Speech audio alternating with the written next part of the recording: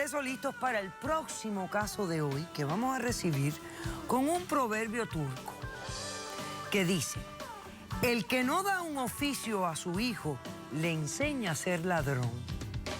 ¿Será? ¿Qué pasa en los litigantes?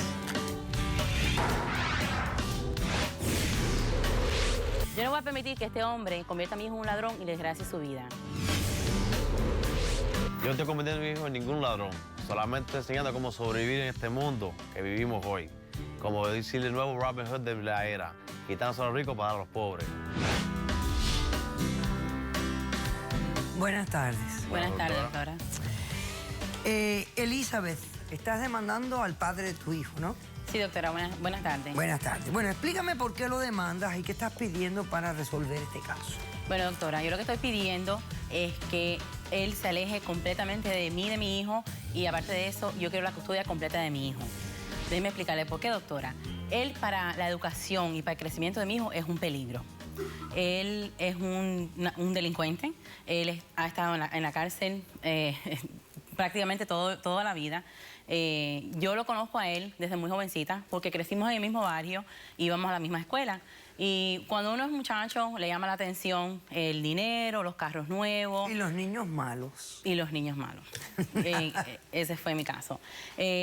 Cuando éramos jóvenes tuvimos un pequeño noviazgo, pero no resultó nada. Después se perdió, se fue, yo seguí mi vida.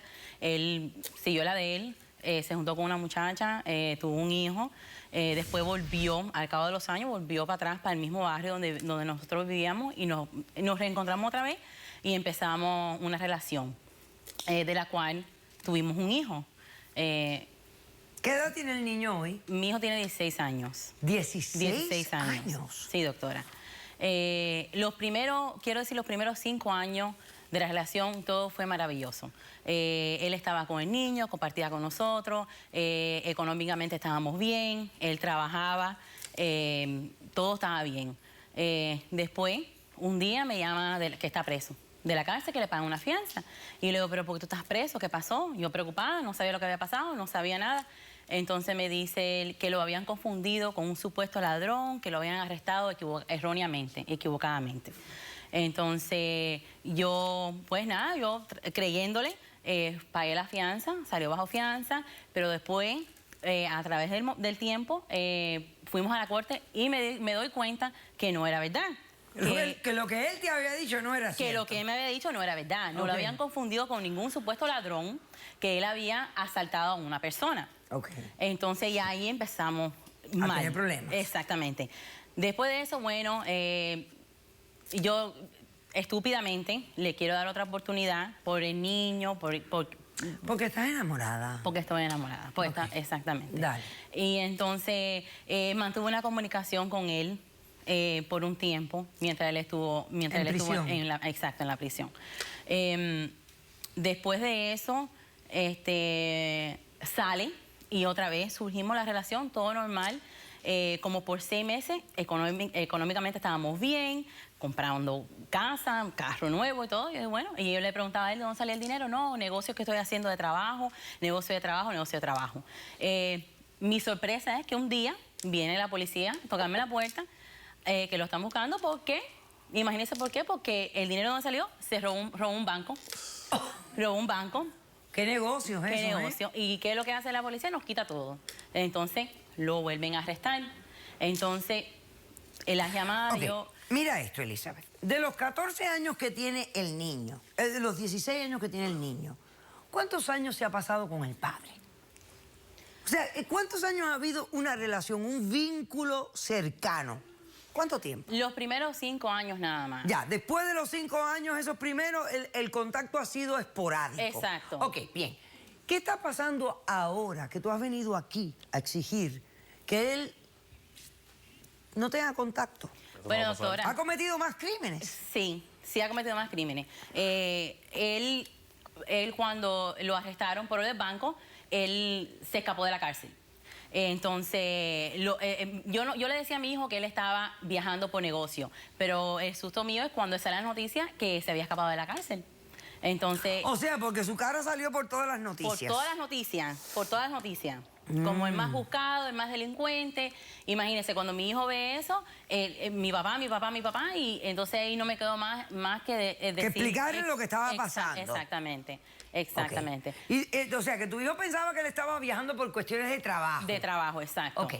¿Qué está haciendo él que tú lo quieres separar del niño? Porque al fin y al cabo es el padre del niño. Sí, doctora, pero no es un buen ejemplo para él. Okay. Él le ha enseñado a mi hijo cómo fajarse en la escuela. Defenderse. Cómo fajarse en la escuela. Cosa que yo sé que mi hijo estaba teniendo problemas en la escuela, pero yo lo quería resolver lógicamente con el director, hablando con mi hijo y todo eso. Bueno, pero a veces es importante aprender a defenderse.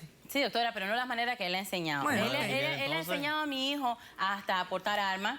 Él ha enseñado a mi hijo hasta portar armas. El otro día le chequeé, gracias a Dios que le chequeé la maleta yo antes de mandarlo para la escuela y veo una pistola adentro de la mochila del hijo mío. Oh, ¿serio? Y le digo yo, pero ven acá, y eso no salió. Oh, no, mi papá me lo dio para que yo me defienda. Pero defiéndate de qué, si tú que vas para una guerra. Pero ¿qué es lo que está pasando? Sí, vas a la escuela. Entonces, no, vas para la escuela, no vas para una guerra. Entonces, aparte de eso, le está enseñando cómo robarse carro.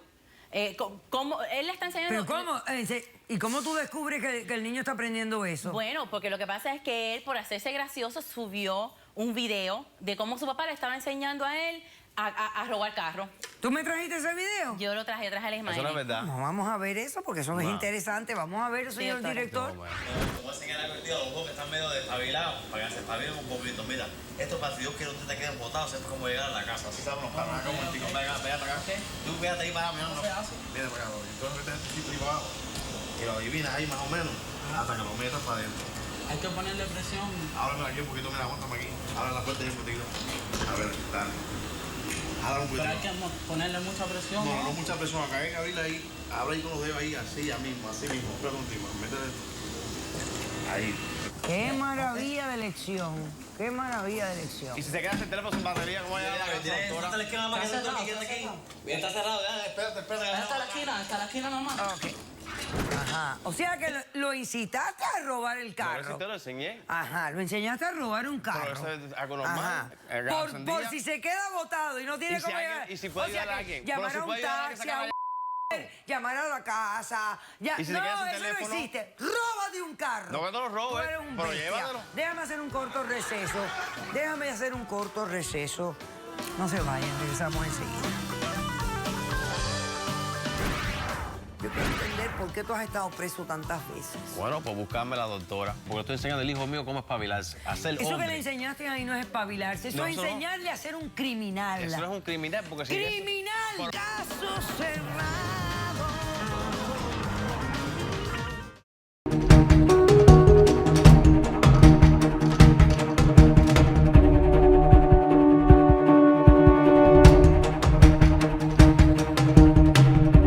Necesito que él entienda que si la niña, usted sabe que si la niña se va antes del año y un día, pierde la legalidad de hacer los documentos. O sea, Solamente pierde lo que la necesito es oportunidad tiempo, de nada hacer más, la Silvio. residencia. Solo tiempo.